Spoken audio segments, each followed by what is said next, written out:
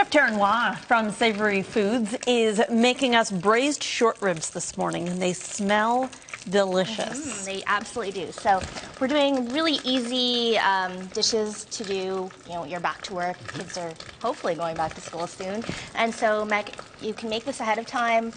Really easy. You can do stuff the night before so that you have a nice, quick, healthy and hearty, delicious dinner. But is there anything easy about ribs? Because you hear so many people with their secret recipes, and of course the cardinal rule is never to boil a rib.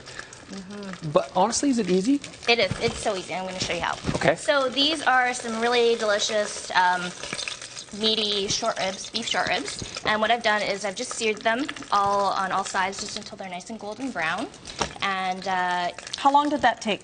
This took about 15 minutes. So sear them on high heat, medium heat? About medium to high, depending on how hot your stove is. And a couple tips, make sure your meat is dry. And do it in batches, don't crowd your pan. So if you see, I've got only 2 in here because I don't have a very big pot. But once they're done, this dish is so easy. And how many people would that feed? Would that feed a family of 4? No, I would probably do 1 per. So we're just going to put everything in here. If you want to help what are me we out. putting in here? So first we'll start off with some soy sauce. And how much is this? A couple tablespoons? 2 tablespoons. There you go. And some Chinese cooking wine. And then here we have some palm sugar. You could use white sugar or brown sugar. And they come in these little pucks that we quite like that you can get at Chinese grocery stores. So what's the difference between this and a brown sugar? It's just the amount of molasses in it. Okay, so we're going to put that in there? Sorry, this is from a palm tree. Palm tree, okay. And then star anise. And cinnamon. And then for our aromatics here, we have some green onion, shallot, chili, ginger, garlic, and a little bit of orange peel. Do you need to cut this stuff up or just toss it in Toss it in whole. Yeah. And last? This is a bit of beef jus or beef stock, and then we have some water. If you don't have the beef, it's fine. You can just use water.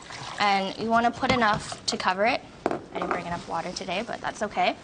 And so this is it. We cover it, let it braise over low heat for about 4 hours. But you could also do this in your crock pot, in your oven at about 200 or 300 degrees for a couple hours until the meat is very soft, falling off the bone. So we're just going to cover that and put it here.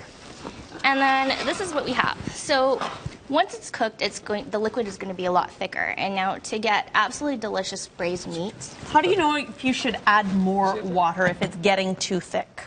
At this point, we actually want to turn the heat up. You can take your ribs out and reduce that sauce until it's nice and thick. And then what you want to do when it gets to this point is you want to glaze it. So just takes a couple minutes and you keep pouring your reduced sauce over the meat. It gets nice and sticky and beautiful and shiny and delicious.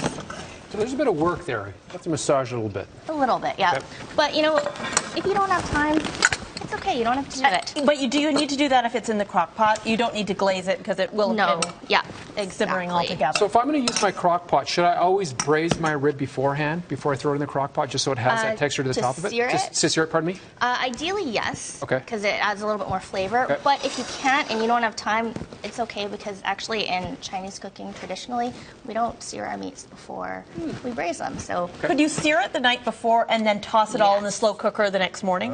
Well, actually, what my mom used to do is she would sear everything, put everything in the crock pot, put the whole insert in the fridge, and then just pull it out of the fridge, dump it in, and turn it on. So it's all in there together? Oh, nice flavors. So we're just going to plate it up.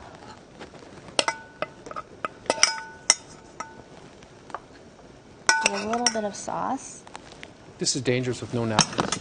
I've got a towel if you like. And I like to serve it just with some, nice vegetables. I have some baby turnips here. Daikon would be traditional. And some carrots as well. That's a hearty fall meal.